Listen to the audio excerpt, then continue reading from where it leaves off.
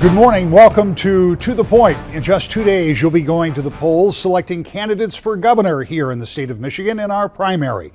Over the past couple of weeks, we sat down with all of the Democrats and Republicans to talk about the race. We begin our conversation this morning with former Senator Gretchen Whitmer. What is it like now as we move towards the primary? And you can see the target out there. Well, I've been doing this for a year and a half. It's given me the chance to get into all 83 counties and stay laser focused on the things that really matter to people and to our everyday lives. And even on the longest, toughest day, there's someone or something that reminds me what this is all about. I'm glad to be, in the home stretch in this primary phase of the campaign. But I go to bed every night checking things off my list and wake up every morning adding things to it. I think there are so many people in this state who need a governor who knows that she works for them and is determined to make their lives better, and that's what this is all about. When it comes down to the things that people care about, every candidate has talked, and you certainly are not immune, has talked about roads. Mm-hmm. I hear a lot about auto no-fault insurance. What are the priorities that voters are talking to you about? I assume those things and others. The dinner table issues, and they are the same whether you're in Grand Rapids or you're in Detroit or in the Upper Peninsula. Every one of us wants to know that our child is getting the education they need when they go to school, that we're going to be safe traveling our roads, that we all have a path to a high wage job. There's not one path for everybody, but everybody deserves to have a path. And that when you turn on the tap, the water is going to be clean enough to not just bathe your kids, but to give them a glass at the dinner table. These are the things that unify Michiganders, that we all desperately need in order to make this a state where our kids stay and our families can thrive and other people come too for opportunity. When you talk about education, you and I had a conversation years ago, and you were then kind of lamenting the idea that each year the legislature looks at education and they readjust and they change funding formulas and all of that, where there are other programs in the government that get funded just on a re-up basis every year without that same kind of oversight. What should we be doing when it comes to education? Well, first and foremost, we got to fund it. We've got to make sure that no one is stealing money out of the education fund to backfill the rest of the state budget. We're underfunding our children's education to the tune of thousands of dollars per pupil every single year. We are just been declared, to be the worst in the nation when it comes to special education funding. We see our test scores where we used to lead the world. We're now in the bottom 10 in our own country, and we're failing generations of Michigan kids. And it's the backbone, not just of our economy or our communities, but it's the one thing that levels the playing field. We've also got to have a regular set of criteria by which we assess what our kids' needs are and whether or not we're meeting them.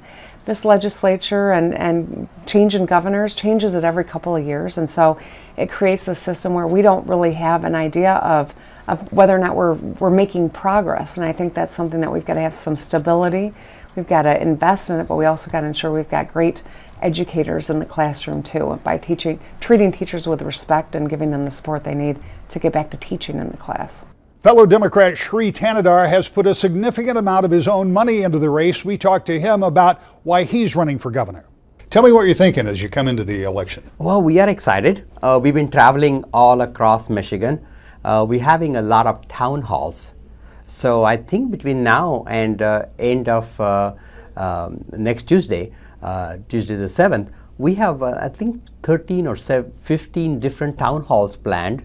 We would do Facebook Live on those town halls. And so we're going talking to voters across.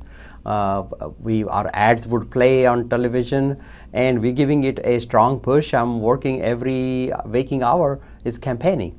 This has got to be a new experience for you. Yes. What has it been like? What do you hear from voters when you're out? I think I see a lot of people hurting, even though Rick Snyder talks about having created jobs. We are still 300,000 jobs behind, and we have left communities. Rick Snyder has left communities like Flint, Inkster, places like Benton Harbor, Highland Parks.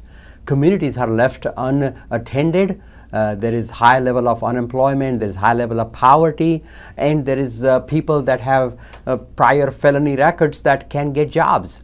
And so we need to make our economy work for all. And I'm seeing a lot of people say, well, Michigan's economy may be better for others, but I haven't seen a difference. How do you do that? How do you make it work for all when historically, when you have unemployment about where it is now, that's what the experts say is full employment, because obviously there are always going to be a segment of the population that can't work. But even if people are employed, if they aren't earning enough to support themselves, just having a job isn't enough. How do you combat that? Skills. Giving people the trade skills that they need. We need to make community college tuition free. We need to bring technical and vocational skills in middle schools, high schools, and just give, look, Amazon did not take our $4 billion offer because they said you don't have enough skilled workers, and they said fix your education. And I think that was a wake-up call. We need to really take our education to the next level, give skills to people, not putting money. Corporate welfare doesn't create jobs. What creates jobs is giving skills to people. When you talk about tuition-free community college, for example, you know that resonates with a whole lot of people, a whole lot of parents who have kids that they would like to see do that. What does that cost, and how does it get paid for? Well, we need to pay for that through the graduated income tax. So the rich, ultra-rich corporations must pay their fair share. We will also get some savings by cutting down on tax incentives to corporations. And that would generate about $1.8 billion. And that will more than pay for some of the roads that we need to fix, the potholes. We need to take care of our education. We need to invest money into K-12. And one of my plans is to have early childhood education so we can teach reading and math skills to 3-year-olds and 4-year-olds. Finally, for the Democrats, it's Abdul El Sayed, who has been attracting some big crowds with some high-profile supporters. Getting down to the final days of this race, this has been a new experience for you as a first-time candidate. Tell me what's your takeaway as we sit here just awaiting the primary. You know, it's been a beautiful experience. I've been all over the state of Michigan, talked to 125 cities worth of great people, and Michiganders are just good people, and they've renewed my faith in a moment where our politics have gotten pretty destitute. And so I'm just deeply thankful to them. Now, I trained as a doctor, and one of the things you do as a physician is you sit down with people and they share with you sometimes things they don't share with other people. And I think running for office is similar. People will tell you stories that they haven't always told other people, things that hurt them and bother them and sometimes embarrass them. And I'm just honored that people would share that with me with the belief that I potentially could do something about it. And so it really has just renewed my faith in our people, in Americans, in Michiganders, and in the potential for our politics when we can move beyond some of the corrupting influences that we've seen from money and from power to get us to the question of how does this government become something that solves problems for real people. Those problems are almost universal for each campaign. Everybody has a little different take. Roads, schools, education for high-tech jobs, healthcare, all of those things go into it. But what do you hear when you're talking to people individually? Because the stories they tell are much more personal, even though it might be about healthcare or roads or whatever. So I'll tell you about a woman that I met in Grand Rapids, and it was at a debate watch party, actually, and I think it was when we were together. And I went to the watch party afterwards, and she says, you know, I wouldn't have been here except for Jason. So tell me about Jason. She said, Jason is my 8-year-old son. He's beat cancer twice. And I'm here because I believe in Michicare. I don't think he beat cancer twice just to get to the point where he's an adult and doesn't have my health care and has to worry about whether or not he's going to put his family in financial ruin. Your Michicare plan would solve that. A guy named John that I met up in the UP, and he said, look, I've been hunting every year my entire life. When I was a baby, my parents used to strap me to their chest and take me hunting. And I'm a gun owner and a proud gun owner. But the fact is that 3 months ago, my daughter was killed because her ex-husband got access to a gun he should not have had. And your position on gun reform is the one that speaks to that truth for me. So people talk about these issues, but they tell you them in stories. It's easy to make them abstract. It's easy to say healthcare is an abstract issue or roads are an abstract issue. But the ways that those things interact in our lives have deep implications for how we live our lives, particularly for poor and working people and retired people across our state. And so the ways that they share their stories, for me, it's really about being able to listen and to learn and to understand, and then to deliver policy that speaks to their individual experiences and the collective of our Michigan experience, and to do that with the best I can in terms of what's available in the science and also just having listened and learned. What do you know about yourself that you didn't know when you started this process? You know, running for office, you get attacked a lot, and it can be really hard. I've got a baby girl at home I don't see awake most of the time. And I knew that for me to be able to get through this thing, it had to be about what we were doing together. And I've learned that my strength, if there's any there, comes from the people around me and the people I get to meet. For them, they give me that, they nourish that in me, and I'm my best when I'm fighting for people. And that's been something that has been just a great learning experience for me. El Sayed continues his campaign this afternoon with Vermont Senator Bernie Sanders on the east side of the state. We're back with the Republicans next. To the Point. Welcome back to the Point. As I said, over the past 2 weeks, we've been sitting down with the candidates for governor, Republicans and Democrats. But after we talked with the Republicans, this happened. I don't think there's any question whatsoever that the Attorney General has broken the law with respect to the use of taxpayer resources for both his own personal financial gain and for the use of for political purposes. This is, again, just desperation politics at its worst, because I've got Democrats attacking me because they don't want to face me in November. They know I'm the strongest candidate and can win. The Republicans are desperately behind. Those reactions were after a group of emails were released by Progress Michigan, a liberal group who had used the Freedom of Information Act to get them from the Attorney General's office. And it shows a bit of the attitude of this campaign going into the final days. Now, our conversations with the candidates, beginning with Attorney General Bill Schuette. Mr. Attorney General, I was kidding you before we started, but you've been here before. We're down into the final days before the primary election. What does that do for a candidate? What does it do for you? What do you have to do in the final days if you're going to close the deal? Well, it is a sprint towards the primary date of August 7, and it's you have to win it every day, and you have to earn it every day. That's what I tell my team, and it's getting our message out, and it's about issues. It's not about the negatives and all the trash that's been, and then the smear efforts that have been directed towards me. It's about issues that are important. Cutting income taxes, reducing auto insurance rates, and improving our third grade reading scores. When I'm at the Granville Parade and as I'm zigging and zagging across the street, people want to talk to me about let's cut auto insurance rates because we pay the highest in the nation. Or people are saying, let's roll back the grand home income tax increase. That's what people in West Michigan are talking about, and that's really the thrust and the drive of the final days of the campaign.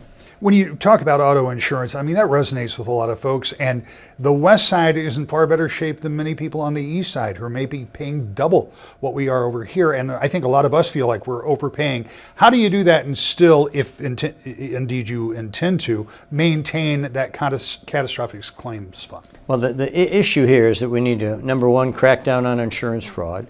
Secondly, stop frivolous lawsuits. And thirdly, give people across Michigan choices in terms of their auto insurance coverage.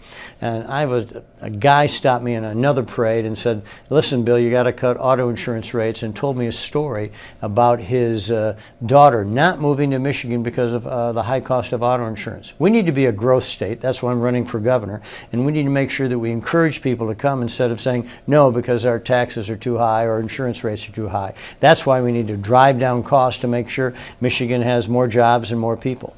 I'm fortunate because my kids have had very good public education, and they are achieving and they are reading. But we know that reading at a third grade level is something that you have identified, but so have a lot of folks who are educators, and so have a lot of parents. How do we do that? How do we get kids who are not getting that early preparation, and we all know that early preparation really sets the stage for the rest of their lives. So while I think most people would agree with you, that needs to be improved, but how do you do it? Well, my wife and I went to public schools, and so did our daughter and our son, but some parents and some families are trapped in schools that are failing, and you need to give families more choices. And I'm going to appoint a literacy director as a cabinet level position of responsibility, smack dab in the cabinet in my office. Secondly, we're going to grade our schools A through F so that families can judge and determine which schools are doing well and which ones, well, not so good, and make sure we have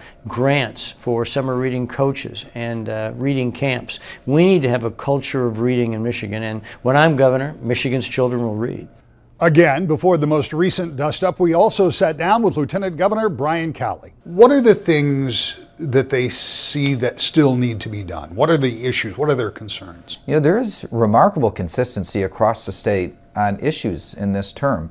And while there's a lot of discussion about the things that happen in Washington and around the world, when it comes to state issues, it's about education and workforce development and jobs and economic growth. But really all of these things tie together, because today talent is the new currency of economic development. When we first started, the biggest problem Michigan faced was not enough jobs. Today what I hear from employers everywhere in our state is they can't find enough people to fill all the jobs that they're creating. And that's why I've made education such a top focus, including bringing back skilled trades so that we can help more people find their way to all the opportunity that our growing economy has to offer. The governor offered and the legislature accepted, and the governor came to Muskegon and signed the Marshall Plan for developing that kind of talent. That is a step, but obviously the education process, if you're going to get kids involved in that pipeline, has to start at a younger age as well. That's right. The Marshall Plan for Talent is a huge first step toward connecting more people in Michigan to opportunities and jobs and great careers. There are aspects of that plan that start earlier in the education process. We're showing kids in middle school and high school the different trades and career paths that they can take. And this is a really important component to it, because if we wait until a child becomes an adult to really show them these options, then chances are they aren't going to find their way to all the different careers. Good, solid career counseling earlier in the process is going to make a really big difference. When you were in the State House, no doubt, one of the things that your constituents asked you about repeatedly was roads. Now, as you're running for governor, I suspect people are still talking to you about roads. We know that a plan was passed. There's more money that's going into transportation. Still, Michigan roads are a question for a lot of folks. Is there enough money? Are the roads going to get fixed? Understanding it doesn't happen overnight. Where are we? Well, first of all, literally 40 years of neglect on our roads has brought us to this point. And that's why I was so determined to break the tie to put $1.2 billion more into our roads each year. This is the first year that has really accumulated to an amount that you can really see out there. I mean, there's construction projects everywhere this year. Next year will be a new record on the amount that we put in, but it's not just the amount that is spent on roads, it's also the standards and the quality of the roads. The road quality and the standards of today are so much better than they were before. So these are roads being built to last. Dr. Jim Hines is the only person running in the Republican primary who hasn't held office. He thinks that might be an advantage. Tell me about these final few days before we get to the primary election. What's it like being out there now? It's exciting. We're just 2 weeks away from the primary, and what do? What's going to be the most effective? And what we decided as a team was we needed to be out knocking on doors, meeting the voters of the state. So sure, we have social media doing their thing and digital doing theirs and so forth, but I wanted to be out where the people are and hear from them what their thoughts are. Have they filled out their absentee ballot? Have they thought about who they're going to vote for on August 7th? And what we're finding is that at least 50% of the people that we meet door to door are undecided. There's some confusion. There's a lot of mudslinging going on, and so the voters that we've been to, now granted this is just day 3 of a 10-day tour with the Heinzmobile, but there's a lot of uncertainty. There's a lot of dislike of career politicians. And of course, I'm not a career politician. I'm not a politician at all. So it's easy for me to say that, but I hear it over and over again. People don't want a current politician to be their next governor. If that is the case, then how do you in the final days close the deal? Because obviously name ID is a big thing when it comes to politics. That's just a simple rule of the road. And you have at least 3 other folks who have had positions where their name is more noticeable. Right, name ID is not everything, but it's so important. Before they vote for you, they have to recognize your name. And so that's another reason being out here in Michigan, on the road with the Heinzmobile, being on social media. We're on TV from morning until night, and we will be until the primary. And so we hope that we can get that name ID out there. We hope that we can get our message out, which is people first and not politics. and we'll see. The voters of this state will decide. And the polls, I don't believe, are going to show things accurately. It's going to be the people of the state who are going to make up their minds, perhaps at the last minute, who they're going to vote for. What do you hear from those potential voters out there? What's on their mind? Because obviously you tell them about what you're thinking, but as important is what they're thinking. Yeah, the roads are just hitting people, like a rock. Because they're making those payments, they're driving on those roads, they're reminded of the roads, their cars are being beaten up, flat tires, bent rims, broken windshields, and so that probably is the biggest issue, is the state of our roads and what are we going to do about it. And the second really is the auto insurance. Those two things I hear over and over again. There are scattered things about education and about Second Amendment and life issues, but those two issues are the biggest ones that I hear knocking on doors. And Republican Senator Patrick Colbeck is also contending on Tuesday's primary. We're down the final days of this race. It's been going on for a long time, and the process goes on even longer because you have to decide first, and that goes way back. But tell me what you're hearing when you're out there. Tell me what the experience has been like. Well, the experience has been overwhelming, particularly from our grassroots support. We've got over 3,000 volunteers on this campaign, and they're all doing innovative things across the board to get the name out. That's our biggest challenge in this campaign, was getting the name out. And we didn't have the big money that the other guys do, but we've done it one person at a time, talking to two people, going to grocery stores, talking to their neighbors, talking to their church members, and it's paying it. We think we're going to win this.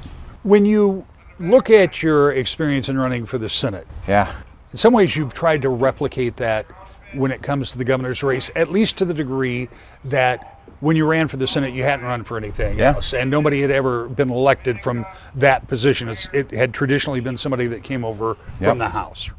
Yeah, it's very similar, except I can't knock on over 10 million or around 10 million doors on this.